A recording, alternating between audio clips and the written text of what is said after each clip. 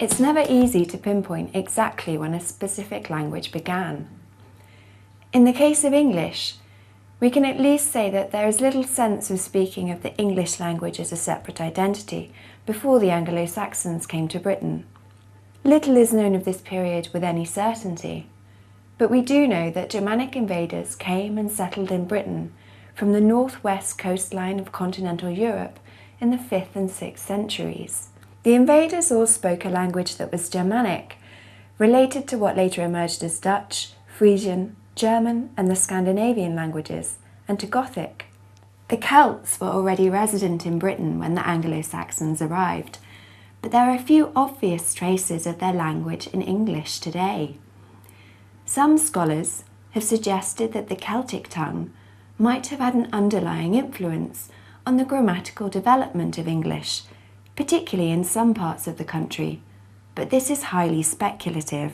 The number of loanwords known for certain to have entered Old English from this source is very small.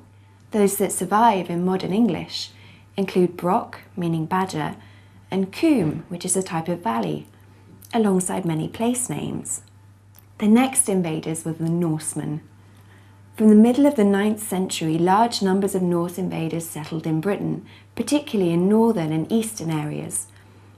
In the 11th century, the whole of England had a Danish king, Canute. The distinct North Germanic speech of the Norsemen had great influence on English, most obviously seen in the words that English has borrowed from this source. These include some very basic words, such as take and they. However, much of the influence of Norse, including the vast majority of the loanwords, do not appear in written English until after the next great historical and cultural upheaval, the Norman.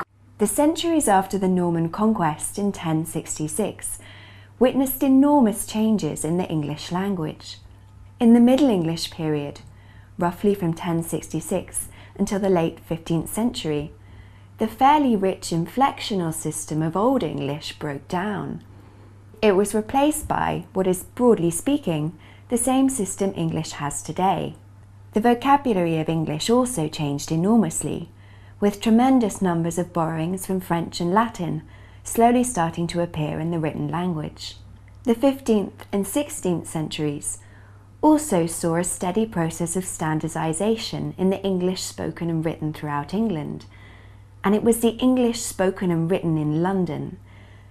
Written English no longer simply reflected the spoken dialect of any particular area. Instead, the influence of the London standard began to dominate, especially through the new technology of printing. Regional varieties of English began to be seen as different in kind. From the early 17th century onwards, the influence of the English language began to be felt throughout the world. At the same time, Britain's complex processes of exploration, colonization, and overseas trade led in turn to significant change in English. Words were absorbed from all over the world, often via the languages of other trading and imperial nations, such as Spain, Portugal, and the Netherlands. More recently still, English has become a global language, regularly used and understood by many nations for which English is not the first language.